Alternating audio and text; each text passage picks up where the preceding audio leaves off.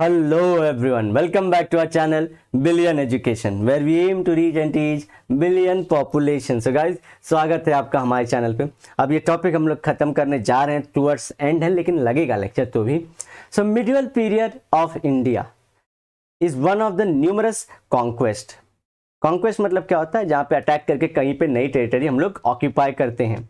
Early Muslim invaders came to India to take advantage of India's material resources. जैसे कि यहाँ पे पहले जो आए थे, गजनवी आए थे, मोहम्मद गजनी, वो आए थे। तो उन्होंने जैसे कि बोलते हैं कि सब लोग बोलते हैं कि घुरी आए थे, नहीं, घुरी के पहले भी आए थे।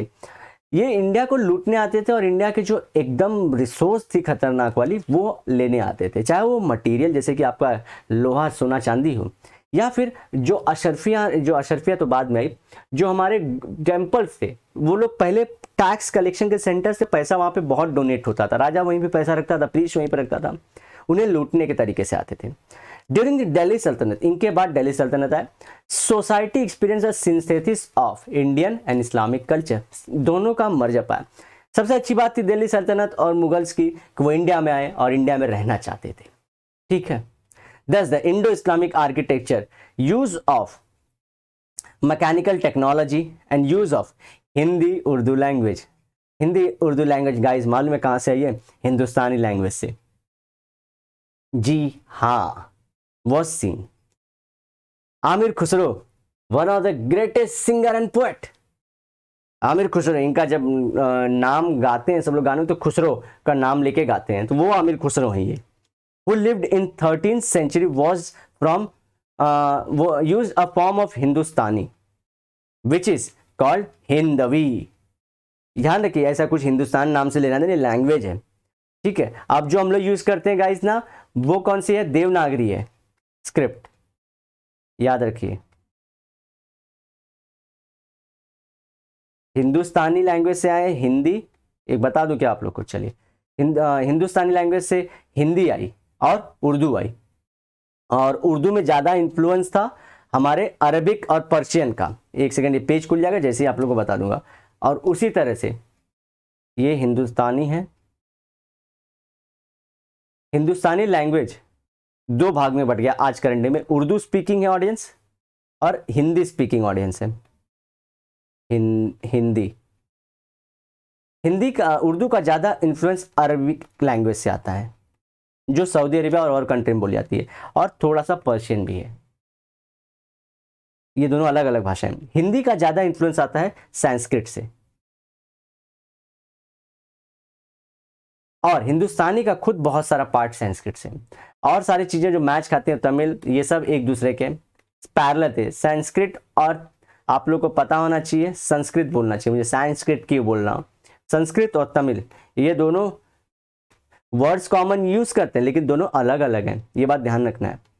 ये चीजें सब लोग इससे नहीं कि संस्कृत से ओरिजिन हुई, लेटर सब लोग कुछ के ओपिनियन है कि संस्कृत ओरिजिनल भाषा थी ऑल ओवर द इंडिया, लेकिन क्लासिकल भाषा में तमिल भी है, ये भी उतने ही टाइम की पुरानी है। ठीक है, याद रखना है। तो किसी भी कल्चर को हम लोग को ईजी नहीं बोलना है और किसी भी कल्चर को हम लोग को मिक्स भी नहीं बताना है, अलग भी है और अच्छा भी है, ऐसा बताना है, तब आप इंडिया में सही रहोगे। Which was the language of the period? Hindavi language थी, Hindustani. At the same time the Delhi sultanate was also responsible for large scale destruction and discretion of temples. जो बोलते हैं लोग कि टेम्पल को नहीं तोड़ा गया था, नहीं तोड़ा गया था। बात ये होती है फिलहाल में गाइस। अच्छा, आप लोग कोई भी बुरा मत मानना है, जैसे कि मैं जो कमेंट है तो पढ़ पाता हूँ, मैं मालूम हमारी ऑडियंस कैसी है। हमारे को हेट नहीं फैलाते आप लोग कभी कभी कुछ हेट नहीं दिया, तो उसके लिए शुक्रिया था। मैं सिर्फ बता रहा हूँ कि ऑडियंस कम्युनिटी अलग है थोड़ी हमारी। सो गाइस, कभी ऐसा नहीं है कि टेम्पल्स को डिस्ट्रक्ट नहीं किया गया था, टेम्पल्स को डिस्ट्रक्ट किया गया था, और वो कोई भी रिलीजन वाले करते रहते हैं वैसे। सो वो टेम्पल्स डिस्ट्रक्ट करके क्या करते थे? या तो उसी के बेस पे मस्जिद बना देते थे, ठीक है, या तो उसका जो सामान है वो यूज करते थे कहीं ना कहीं। ये था, एक रिलीजन का प्रमोशन था, दूसरा आर्किटेक्चर बनवाते थे। कुछ लोग ऐसा नहीं किए, डिसीजन लिए थे कि हम नहीं तोड़ेंगे, बाकी करते सारी थे, एक दो को छोड़ के। अब जो बाबरी मस्जिद है वो बनाया था बाबर ने। तो एविडेंसेस बोलते हैं कि ये लोग इसको हिंदू टेम्पल को तोड़ के बनाए थे। अब ये भी खुद क्वेश्चन में है, लेकिन बात ये है कि पास्ट की रियलिटीज को लेके आप प्रेजेंट को क्यों खराब कर रहे हो और फ्यूचर से हमारा खराब होगा। तो ये बात होनी जो ज्यादा समझदारी की बात होती है। हम आज वालों को क्यों पनिश कर रहे हैं, इनकी तो सोच नहीं है वैसी, तो क्यों। अब ये टेम्पल के पहले भी तो जमीन थी ना, तो था ना चीजें पहले से। अब ये है कि सब लोग मान जाए कि हाँ जी हम सबऑर्डिनेट, हम इंफीरियर, तभी मानेंगे। नहीं, ऐसा नहीं करना है। हम सबको इंडियंस को एक साथ आगे जाना है, कल्चर को मिलने देना है, और ये पुरानी पास्ट की मिस्टेक्स को हम, हमारी कुछ हिंदुइज्म में गलतियां थी, कुछ इस्लाम में गलतियां थी, मानते चलो, आगे मिक्स करते रहो, दोनों एक दूसरे को सपोर्ट करो, तीनों, क्रिश्चियनिटी और सारे भी, इंडिया में तो हमारे बुद्धिज्म भी हैं और जैनिज्म भी हैं, सब ये सब भी सिख, सब लोग एक दूसरे को सपोर्ट करो। तो डिस्क्रिशन हुआ था, तोड़ा गया था, ये बात सबको पता है, ठीक है। Hindu, Jain and Buddhist in India सब कॉन्टिनेंट, तो ये लोग के भी तोड़े गए थे। द दिल्ली सल्तनत was a feudal hierarchy that was broadly divided into 4 major groups. Feudal मतलब क्या होता है, जहां पे राजा के नीचे कुछ और छोटे छोटे रहते हैं, राजा रहते हैं, वो इनको टैक्स देते रहते हैं, ये लोग प्रोटेक्शन देते रहते हैं। एरिस्टोक्रेट्स नोबल्स थे, तो इसमें कौन सा थे, sultans and their relatives, Hindu and Muslim chieftains, जो रजवाड़े थे, राजा रजवाड़े थे, बोला था ना, इनके नीचे राजे आते थे इस तरह से। और एक प्रीस्ट था, तो इनमें उलमास और ब्राह्मण्स थे। जगह दी जाती थी हिंदुओं को भी। टाउन पीपल ये तीसरे थे। तो पहला एरिस्टोक्रेट, एकदम टॉप, जो एरिस्टोक्रेट मतलब एकदम टॉप ऊपर के लिए, तो राजा, राजा की फैमिली और इंडिया के जो और राजा थे। दूसरे में प्रीस्ट, उलमास और ब्राह्मण्स। तीसरे में जो लोग थे शहर वाले, थर्ड, ठीक है, अर्बन वेल्दी मर्चेंट्स, ट्रेडर्स और आर्टिसंस। चौथे में पीजेंट्स, वर्कर्स थे जो विलेजेस के थे। Agriculturist who paid taxes to the state, यही ज्यादा पैसा देते थे। पहले की बुनियाद ही एग्रीकल्चर के टैक्स पे थी, बाद में सुधरा, आज हम सबको भी देना पड़ता है। During this period also a rigid caste system was followed. अच्छा, ये इतने सालों में सब कुछ ये लोग ने तोड़ ताड़ दिया, इनको ट्राई करना चाहिए कास्ट सिस्टम को तोड़ने का, लेकिन ये लोग क्यों नहीं तोड़े, क्यों नहीं तोड़े बताऊं। If you want to work in India, बात ध्यान रखना, अपने कान खुले रख के सोच लो, बोलना कि फिर मैंने मत बताया था बिलियन एजुकेशन पे। If you want to work in India, don't harm anyone's religion, anyone's religion. आपको रूल करना है इंडिया में, या आपको बिजनेस खोलना है, या आपको कुछ भी करना है positively related to your life, religion को किसी के टच मत करना। बड़ी बड़ी सल्तनत गिरती पाई गई अगर रिलीजन पे बात करोगे इंडिया के। वर्ल्ड में तो चेंज ला देते हैं लोग अगर आ जाते हैं, इंडिया में नहीं, क्योंकि पिछले 4000 सालों का इतिहास है। मैं रिलीजन नाम भी ले सकता, लेकिन लेक्चर को बड़ा नहीं करूंगा। प्लीज मेक श्योर हेट मत फैलाओ, ना किसी को ज्यादा, ये जितना बचा के यहाँ से निकलते रहोगा। मैं किसी को नहीं बोल रहा कि मुस्लिम या हिंदू, किसी को नहीं बोल रहा हूँ। जो पोलराइज करेगा इंडिया में रिलीजन को, वो ज्यादा नहीं चलेगा, वो सल्तनत ढहती है। और इसलिए जो दिल्ली सल्तनत वाले थे, वो लोग ने कास्ट को खत्म करने की कोशिश ही नहीं की, क्योंकि इंडिया का जो हिंदुइज्म है कास्ट पे पूरा एकदम मस्त है हिंदुइज्म, तो ये लोग कास्ट को टच नहीं किए। ब्रिटिशर्स आए थे, कास्ट को टच नहीं किए, कुछ नहीं, बोलते थे कि खराब सिस्टम है, सब एकदम खराब। इसी तरह से मुगल्स थे, सब कुछ करेंगे, टेम्पल्स तोड़ देंगे, वो सब ठीक है, लेकिन मानते टेम्पल ज्यादा प्रोमिनेंट इंडिया का कास्ट है। ये देखिए, और कास्ट को वो लोग यूज करते थे बाद में कि अरे इंडिया पे राज करना, 85% पॉपुलेशन पे 80% हिंदूज पे राज करना है, तो भैया कास्ट को मत तोड़ो, बुरा मान जाएंगे। क्योंकि जो कोशिश कर रहे थे उनके खिलाफ बहुत बड़ा आंदोलन हो जाता था। स्कॉलर्स सजेस्ट, एक second, that it was due to systematic effort of Emperor Akbar that gave India strong and stable political administration। जी हाँ, कठिनाइयों में पैदा हुआ बच्चा था ये, सिर्फ 12 साल सॉरी उम्र में राजा बन गया लड़का, 12 साल। He was the Akbar. Akbar की ग्रेटनेस को पहचानने लोग कौन कौन है? कोई नहीं है, कोई नहीं है। अशोका की ग्रेटनेस को अगर क्यों नहीं यूथ में फैला रहे हैं, अशोका और अकबर की ग्रेटनेस को समझ में नहीं आ रहा है। बाकी सारे सब आड़े टेढ़े आज के जितने पागल लोग हैं, सबका पागल क्यों, मैं पागल बोलने को सोचता नहीं, लेकिन वर्ड्स आ जाते हैं। जितने गधे हैं उनका प्रमोशन हो रहा है, उनकी लाइफ पे आज के जो छोटे मोटे चंद लोग हैं उनका इन्फ्लुएंस गिर रहा है। ये ग्रेटेस्ट पर्सनालिटीज की हिस्ट्री क्यों नहीं बताई जा रही? शिवाजी की हिस्ट्री क्यों नहीं बताई जा रही? अकबर की हिस्ट्री क्यों नहीं, अशोक की हिस्ट्री क्यों नहीं बताई जा रही? ये लोग कितने बड़े तुर्रम थे, चाणक्य के बारे में, चाणक्य का सिर्फ एक उंगली करके ऐसे बता, अरे चाणक्य की बुक जल गई थी, फैक्ट चेक करवाओ सब लोग को। क्या मालूम क्यों हम लोग डरते हैं इनके बारे में बताने। सिर्फ हमने एक स्टेट एम्बलम बना लिया, people should know about Ashok, people should know about Akbar. There were rulers who extended their empires far and wide. Some were benevolent rulers, मतलब जो मानने को कुछ चीज रेडी नहीं थे, जो रियलिटीज को नहीं मानते। एंड अदर्स वेर टेरेंट, तो कुछ उसमें से क्या थे, जो जब भी समाज में जो रूल्स हैं वो किसी को परेशान करते उसे टेरेनी कहते हैं, और जो करता है उसे टेरेंट कहते हैं, ठीक है ना, तो टेरेंट थे। There were some peaceful empires and others filled with fear and bloodshed. कहीं पीसफुल था, आगे बाकी बहुत सारी जगहों पे औरंगजेब जैसे देखोगे तो ब्लडशेड फैला हुआ था, ठीक है। The medieval period is the often stated to be darkest period in the history of India.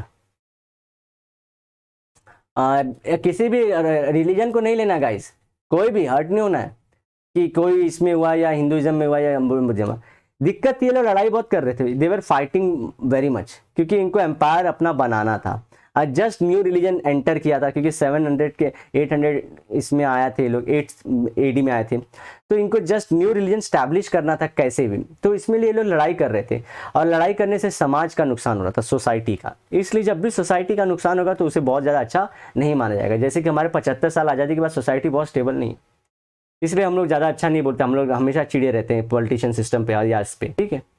Which is also true for the Europe. Europe में रोमन कैथोलिक था, रोमन कैथोलिक्स थे वो, तो ये पुराना रिलीजन था, लेकिन इसको अपना मतलब कंपैरेटिव इस्लाम पुराना रिलीजन था, लेकिन ये लोग भी वही फैलाना था अपना इनको, ये लोग इस्लाम के अगेंस्ट लड़ रहे थे। इनका एक्चुअल मिडियल पीरियड स्टार्ट मालूम है गाइस कब हुआ, जब इस्लाम आ गया। इस्लाम से जब इनका जब पैरेलल कोई आ गया इनके, जो इन्हीं की बोलते हैं ना कि जो एम्बिशियस था एम्पायर बढ़ाने के, तो इनको दिक्कत होने लगी।